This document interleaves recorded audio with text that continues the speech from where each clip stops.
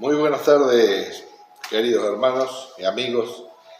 Como saben, en este canal tratamos de hacer algo de enseñanza acerca de la Escritura, y estamos viendo en estos programas anteriores, y el de hoy inclusive, a tratar de descubrir a Jesús, al Mesías, en el Antiguo Testamento.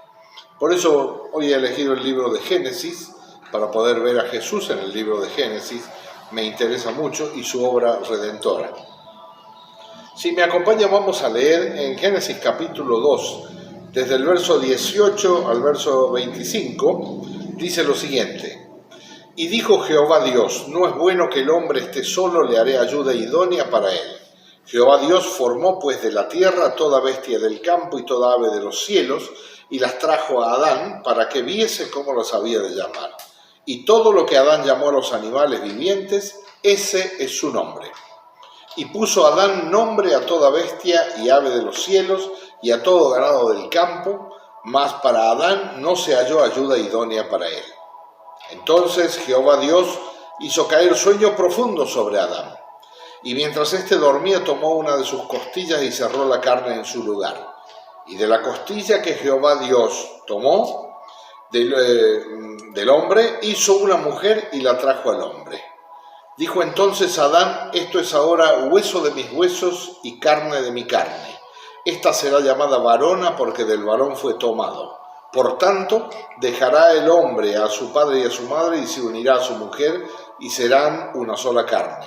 Y estaban ambos desnudos, Adán y su mujer, y no se avergonzaban. Fíjense que en estos versículos empezamos a ver algo. Le hago esta introducción para que usted pueda entender a dónde vamos a apuntar después. En estos versículos estamos viendo la primer clonación de la historia humana. El primer clonador es Dios el Padre. Tomó una costilla de Adán y de ella formó una hembra. O sea, lo clonó y le cambió el sexo. Pero también estamos viendo de que no solamente le cambió el sexo, sino que en esta clonación encontramos de que es un ser diferente, un ser que toma decisiones diferentes, si bien llega a ser una sola carne en cuanto a decisión, porque es una cuestión de sometimiento, ¿no? Y de recibir al otro como un equipo. También es una independencia en la decisión y una dependencia en la conciencia. Pero vemos una cosa, hay diferencia dentro de lo clonado, porque se puede clonar el cuerpo, pero no el espíritu y el alma. Eso es algo diferente, ¿no? Así que hay tantas películas mentirosas acerca de eso, de que, bueno, lo clonan y es la misma persona. No. La persona es independiente. ¿Se puede clonar? Claro que sí. ¿Se puede cambiar el sexo en la clonación? Sí, claro que sí. Dios lo hizo. Y la segunda clonación es María, cuando fue clonada su célula para sacar el cuerpo del Señor Jesucristo. Si bien él existe antes de que todo existiese, porque Él es Dios, Él también es verdadero hombre, y fue clonado de la Virgen María. Ahora, pasando a eso, entendemos acá una cosa, de que Adán, cuando vio que esta mujer ha sido hecha para él le coloca un nombre, y ese nombre es varona. Dice, ¿por qué? Porque del varón fue tomada. En el hebreo es ish, hombre, y ishi, mujer. O sea, la varona es la que descendió del hombre. Posterior a eso, encontramos algo que sigue muy interesante. En el capítulo 3 vemos la tentación y la caída del hombre. Cuando la serpiente engaña a Eva, que Eva cae por sus sentidos, vista, gusto, tacto, olfato, oído, la Biblia lo habla claro sobre eso, el apóstol Pablo, vemos que esta mujer, esta persona, tiene un conflicto porque se encuentran desnudos junto con su esposo, él también mal, él cayó en pecado igual que ella, después posterior a ella, por causa de ella. Pero dice el versículo 7, algo interesante, en Génesis capítulo 3, verso 7, y ya después vamos a pasar la primera promesa de redención, pero vamos a ver la consecuencia esa. Dice, entonces fueron abiertos los ojos de ambos y conocieron que estaban desnudos. Entonces cosieron hojas de higuera y se hicieron delantales. Mire, lo primero que hace el hombre es tratar de justificarse. Los delantales de hojas de higuera es tomar del reino vegetal hojas y hacerse un vestido. ¿Para qué? Para tratar de escapar de la vergüenza y del juicio. Porque ellos están sintiendo que fracasaron, que pecaron, y entonces es como hacerse una justicia propia. Ellos lo primero que hacen es justificarse. Por eso es que el ser humano cuando cae en pecado, fracasa, erra al blanco, como usted quiera llamarle, tratamos de justificarnos. Siempre estamos justificándonos. No, fue culpa de aquel, fue culpa de este otro. Entonces cuando el Padre enfrenta a Adán, enfrenta a Eva y enfrenta a la serpiente, con Adán habla, con Eva habla y con la serpiente ya lo dio por hecho y trae un juicio sobre la serpiente. Después el juicio sobre Eva y por último sobre Adán. Pero le dice en el capítulo 3 de Génesis, acompáñenme, la primera promesa de redención está en el versículo 15. Acá es donde va a empezar a dilucidar Dios acerca de la salvación de este Mesías que venía. Y dice el verso 15, y pondré enemistad entre ti, le habla a la serpiente, y la mujer, y entre tu simiente y la simiente suya. Y entre tu simiente y la simiente suya. Simiente, la palabra simiente es sperma, que es semilla. O sea, la semilla de Satanás es aquel gobernante mundial que ha de aparecer, llamado la bestia, que es el anticristo.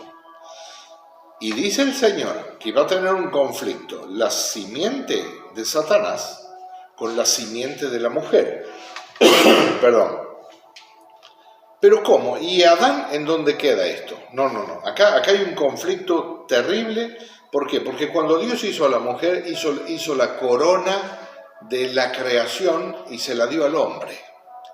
La mujer tiene una capacidad que nosotros no tenemos. Ella está puesta para ser ayuda, idónea, para colaborar y terminar de conformar lo que nosotros comenzaremos. Y Satanás vino y le arruinó la corona de Dios, que fue la mujer. Entonces Dios es como que hubiera dicho, te metiste con lo que yo había hecho hermoso para el hombre, se lo había entregado al hombre, y arruinaste esto.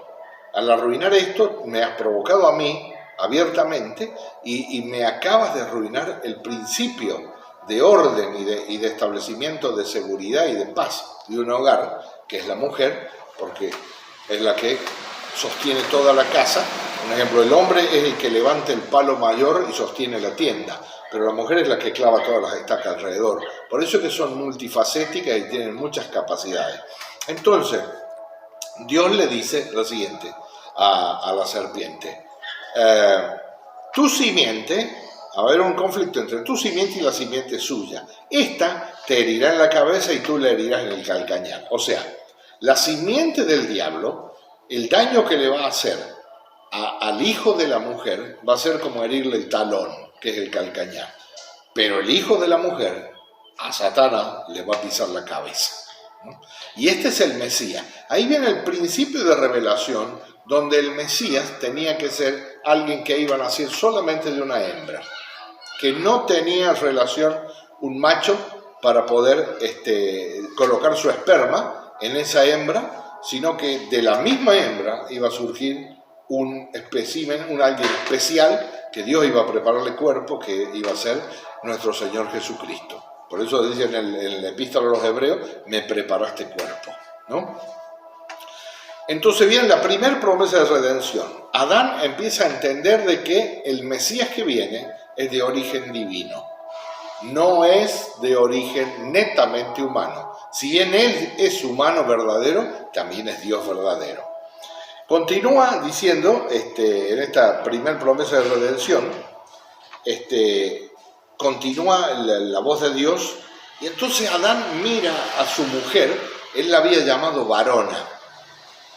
Cuando escucha la promesa de redención, que del vientre de una mujer viene el que va a pisarle la cabeza al que dañó a la raza humana, al que lo hizo caer en pecado y al que fracasó, y por eso vino la perdición, la muerte, dice el versículo 20, Y llamó a Adán el nombre de su mujer Eva, por cuanto ella era madre de todos los vivientes. Él reconoció que había un pecado y que ese pecado los había apartado de Dios. Porque Dios le había dicho, el día que comas de este árbol, ciertamente morirás. Él tenía una sentencia de muerte encima. Pero cuando escucha la promesa de redención hacia esta mujer, entonces él dijo, entonces por ella viene la vida. Porque ella vino de mí, que soy el varón, pero soy un varón caído. Pero por ella sola viene la vida. Entonces él llama a su mujer, que era la varona, le cambia el nombre y dijo, ella se va a llamar Eva. Y Eva significa madre de todos los vivientes, porque es una palabra parecida a vida en hebreo. Entonces Eva pasa a llamarse. Entonces Adán empieza a ejercer fe en el hijo de la mujer que va a venir, que es de origen divino, que nace de una hembra sola sin intervención del macho, del hombre, y que viene de parte de Dios, por eso es divino, pero sigue ampliando esto. Dice el versículo 21 del capítulo 3, dice, y Jehová Dios hizo al hombre y a su mujer túnicas de pieles y los vistió. Adán comienza a tener un entendimiento superlativo acerca de la redención y del Mesías, porque ve que hay un animal que es inocente, que no tiene por qué pagar ningún precio, sin embargo ese animal es muerto, Dios derrama su sangre, le quita la piel, no sabemos cómo ha sido ese acto, pero le quita la piel y le hace túnicas de pieles al hombre y a la mujer. ¿Por qué? Porque ellos tenían vergüenza porque estaban desnudos. Estuve desnudo y me escondí, dice, porque dice ahí en el verso 8, el capítulo 3, verso 8, y oyeron la voz de Jehová Dios que se paseaba en el huerto al aire del día. El hombre y su mujer se escondieron de la presencia de Jehová Dios entre los árboles del huerto, mas Jehová Dios llamó al hombre y le dijo, ¿dónde estás tú? Y él respondió, oí tu voz en el huerto y tuve miedo porque estaba desnudo y me escondí. Entonces esa desnudez es fruto de la vergüenza, de la consecuencia de haber pecado. Por eso ellos se hacen unos delantales de hojas de higuera. Fíjese que le digo, si usted conoce la higuera, sabe que si usted se la pasa sobre la piel, le raspa, le pica, es terrible. Así que el pecado no solamente te aleja de Dios, sino que te hace un poco tonto, ¿no? Porque hacer con esas hojas no es nada muy inteligente. Pero eso representa la justificación propia. Dios quita eso, mata un animal y de la piel de ese animal hace dos túnicas para tapar a Adán y a Eva. O sea, alguien inocente va a morir, va a derramar su sangre para tapar tu vergüenza. Y esto queda grabado en Adán. Y ahí es donde comienzan los sacrificios en acción de gracia. Los sacrificios no comienzan en el Antiguo Testamento. Porque déjenme decirles que el Antiguo Testamento no comienza en Génesis. El Antiguo Testamento comienza en Éxodo capítulo 24. Porque ese es el Antiguo Pacto. Esto lo que estamos hablando es prehistoria. Entonces la Biblia nos enseña por inferencia, que es la acción de deducir, de que ellos comenzaron a entender acerca de los sacrificios. Viene uno que es nacido de mujer, que es divino, no tiene relación con el hombre, que procede de la hembra, pero es humano, pero también es divino, y es alguien que va a dar su sangre para cubrir mi vergüenza, para tapar mi pecado, para quitar esto. Posterior a eso, que lo vemos ahí en el verso 21, y Jehová Dios hizo al hombre y a su mujer túnicas de piel y los vistió. Y ahí tenemos la expulsión de Edén, y en base a este principio se ve que se ha empezado a enseñar en los hijos de Adán. Los hijos de Adán continúan con esto, porque Adán fue el primero en ver ese sacrificio. Entonces una actitud de agradecimiento, entonces Adán continúa haciendo sacrificios, y llegamos al punto de Génesis capítulo 4, donde dice, conoció Adán a su mujer Eva, la cual concibió y dio a luz a Caín, y dijo, por voluntad de Jehová he adquirido varón. Después dio a luz a su hermano Abel, y Abel fue pastor de ovejas y Caín labrador de la tierra. Fíjense, estos son mellizos, porque habla una sola vez en el verso 1 del capítulo 4 que ella concibió. Concibió, dio a luz a Caín y después dice, y después dio a luz a su hermano Abel. O sea que eran mellizos, hubo una sola concepción. Uno fue pastor de ovejas y Caín labrador de la tierra. Y acá es donde viene algún problema que muchos hermanos a veces tienen este conflicto. ¿Y por qué? Mira lo que le voy a leer. Y aconteció que andando el tiempo, que Caín trajo del fruto de la tierra una ofrenda a Jehová. Y uno dice, bueno, pero es normal si él era labrador de la tierra. Preste atención.